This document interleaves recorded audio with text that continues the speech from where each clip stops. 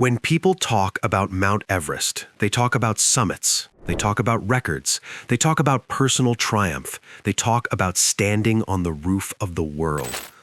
What they rarely talk about are the people who made that moment possible, the Sherpas.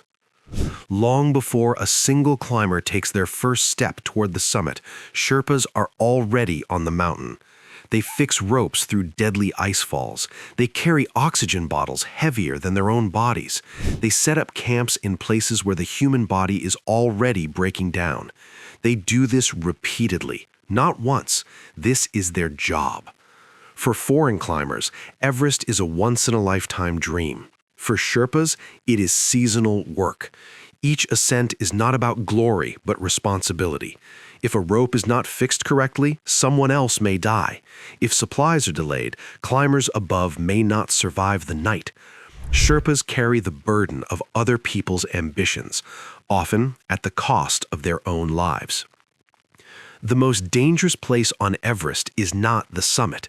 It is the Khumbu Icefall, a constantly shifting maze of collapsing ice towers and deep crevices. The route changes daily. No fixed safety lasts. Sherpas cross it dozens of times each season. Clients cross it once. Statistics tell a brutal story. Sherpas face far higher risk than the climbers they support. When disasters happen, it is usually Sherpas who are there first. They search through avalanches, they retrieve bodies, they attempt rescues at altitudes where survival is already uncertain. They do this to succeed.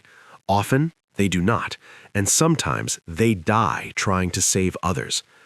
In 2014, an avalanche in the Khumbu Icefall killed 16 Sherpas. It was one of the deadliest days in Everest's history. They were not chasing a summit, they were fixing the route, making it safer for others. Their deaths briefly stopped the climbing season. Then, eventually, Everest reopened. Why do Sherpas keep returning to the mountain? The answer is not simple. For many families, guiding is one of the few ways to earn enough money for education, healthcare, and stability. One season on Everest can equal years of income elsewhere. The risk is understood. The alternative is poverty. There's also pride. Sherpas are not merely porters, they are elite mountaineers. Many have summited Everest dozens of times. They know the mountain better than anyone else alive. Yet their names are rarely remembered. Records list clients. Sherpas become footnotes. On summit day, while climbers struggle upward, Sherpas move ahead, breaking trail, checking ropes, managing oxygen. If a climber collapses, a Sherpa often stays behind. This means giving up their own summit. Sometimes it means giving up their life. The death zone doesn't care who you are, but Sherpas spend more time there than anyone else. More exposure means more risk: frostbite, altitude sickness, cerebral edema, sudden collapse. They absorb danger so others can have a chance at success. When foreign climbers die on Everest, it becomes international news. When a Sherpa dies, it is often a statistic, a name mentioned briefly, a family left behind, a village that loses its provider. In recent years, Sherpas have begun demanding better conditions, higher pay, better insurance, more respect. Some progress has been made, but the imbalance remains. The mountain's risks are not shared equally. Everest exists today as a commercial enterprise. Summits are sold, dreams are packaged, and Sherpas are the foundation that holds it all together. Without them, Everest would close overnight. Every rope you see near the summit was placed by Sherpa hands. Every ladder over a crevice was carried there by Sherpa strength. Every safe passage through chaos was earned through Sherpa sacrifice. So when you see a summit photo, flags waving, arms raised in victory, remember what is outside the frame: the risk absorbed, the danger repeated, the lives lost quietly. The Sherpas who die on Everest are not chasing fame. They are not trying to prove anything to the world. They are working.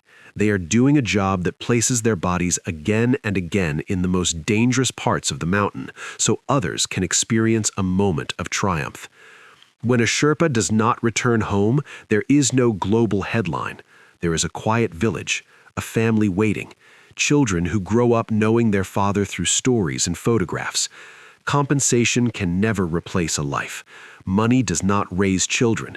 Money does not erase absence. And yet, season after season, Sherpas return, because Everest is not just a mountain to them. It is survival. It is responsibility.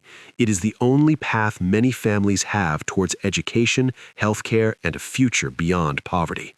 The risk is understood. The alternative is accepted.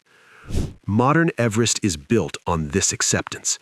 Commercial expeditions depend on Sherpa labor to function.